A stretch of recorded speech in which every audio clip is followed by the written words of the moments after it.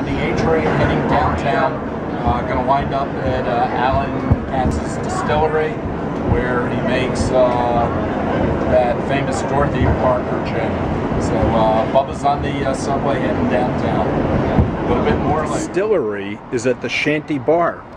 That's 79 Richardson off Omar. Let's go in, see if we find Alan Katz. This is like the old Bubba show, looking for Alan Katz. Bubba. Alan Katz, how the hell are you? It's a good day. Hey, really, you know? Every day's a work day. Hey, this is very rare. People used to pay $2 or $3 for a Bubba interview.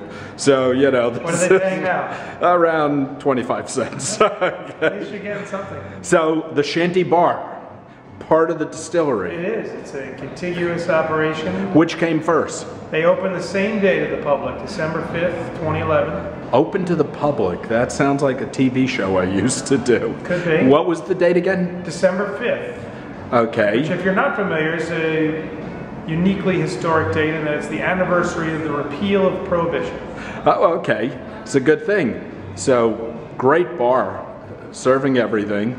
And the two gins, Dorothy Parker and the Perry's Tot. And the Perry's Tot, what, 120 proof? 114 to be exact. 114. Is there any significance in that number? Well, 114 is one of the traditional proofs of so-called Navy strength gin, the proof at which, if by accident or otherwise, your alcohol spills on your gunpowder, why, of course, you can still fire off your cannons. Oh, okay. So, 114 gin, you know, you can still shoot the rockets, if you know what I mean. Okay, let's go in the distillery. Hey.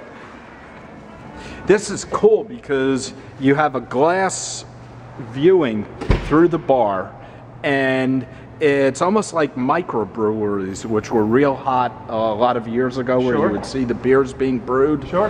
Now you could actually see the gin being brewed. That's right, and so the unique thing for us in having the Shanty through the window is that it's not just a tasting room, but as you saw, as you can see, a fully licensed bar. So we have 170 some bottles behind the bar, only 2 of which are ours. So if you prefer tequila or rum or a good cold beer, we have that too. And it's meant simply to be a good neighborhood bar. But of course our focus is here in the distillery, making the gins and selling them now, and simultaneous, if you look down the lane, we're trying to fill about a barrel to a barrel and a half of American rye whiskey every week. That's pretty cool stuff. I mean, where did you come up with the idea of the distillery in Williamsburg, Brooklyn? Many years of thinking. Just natural genius. I don't know. Dumb luck. Simply a desire to produce something. That's it. Okay, so show Bubba how this works. So come on over here. From a distilling standpoint, the apparatus is pretty straightforward. This is called a kettle, and this is the hatch of the kettle. And inside, you can come take a look if you like. I'll put the light on for you. Yeah, light helps. There you go. A large copper vessel. Ours is 1,000 liter, and it's like cooking on the stovetop and closing the lid. So for us, if we're cooking gin or distilling gin, we have 3 primary ingredients: neutral grain spirit, water, and we use regular city water, and our botanical recipe. All gin has juniper, but after that it's really a blank canvas that you can pick and choose what botanicals you want to incorporate, how much of each botanical, of course. For Perry's Tot, we use 10 botanicals. For Dorothy Parker, we use 8 botanicals, so they're different recipes. We put all of those things into the kettle, close the hatch, and turn it on. Now this is the same style of still, the kettle that is, that you might have found in Scotland or Ireland of 500-600 plus years ago, the primary difference being the heat source. Today, fortunately, we have a closed system. It's all powered by steam, where in those days, several centuries ago, they would have had open flame. A little bit more dangerous, obviously. So with reason, this is a fairly safe operation. We keep an eye on everything. There's always someone here when we're in operation, obviously. But to be able to be powered by steam, we can really control the pressure and the temperature to a great degree. And again, from the standpoint of gin, once we've started the distillation, we're just very careful about cooking it as slowly as possible, because gin distillation is about extracting flavor and aroma from the essential oils of this botanical recipe, this myriad of flavors. And so if you were just to turn the heat up on your stove real fast and cook an egg, of course you'd burn it.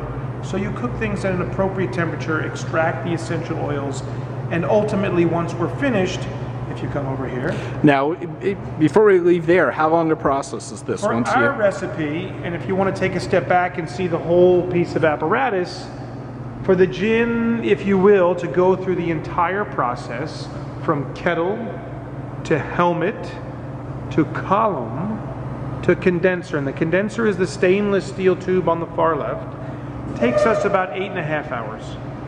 And the finished product are these, what, 525 liter? We actually don't put gin in there, but we put gin in these rolling tanks. Oh, okay. So if you come over here. So 8.5 hours, winds up in the rolling tanks. And we'll come over to this side.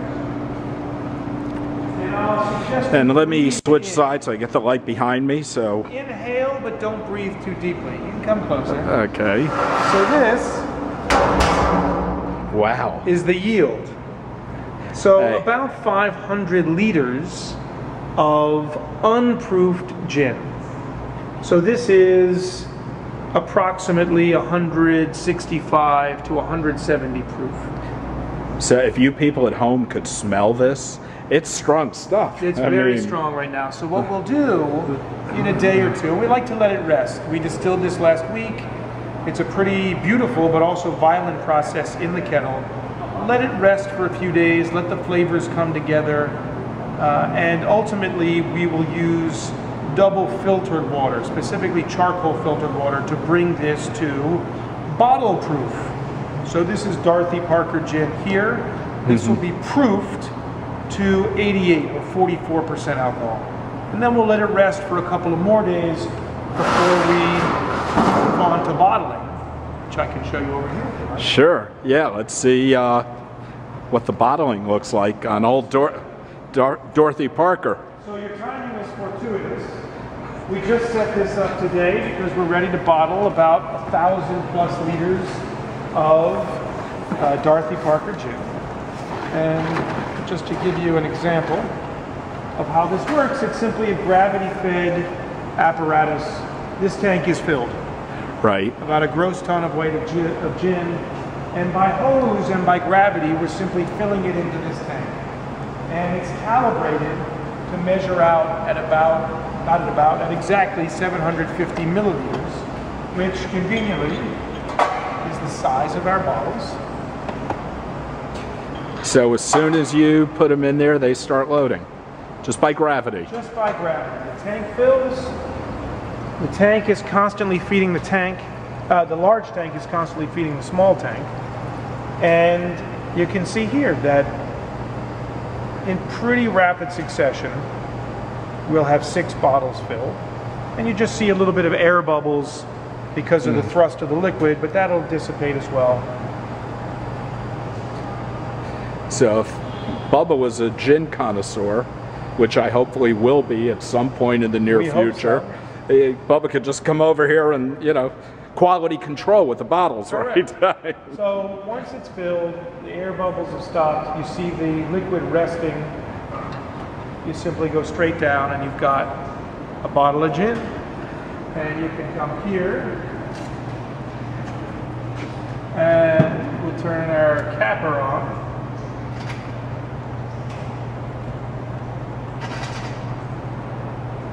And this machine is brilliant. It will cap 1 bottle at a time. Wow. And that's now sealed. That's pretty cool. And then we come over here. And this might take a couple to get it. It's not been started yet. Let's see. Oh, no, it is ready. Here we go. Let's see. And it will label. Well, didn't quite do it.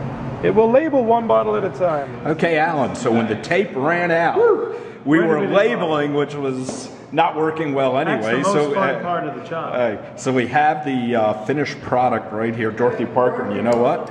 Let me walk in and come on over, Bubba. Hey, I hate that used to be visual. So I mean, so the Dorothy Parker gin,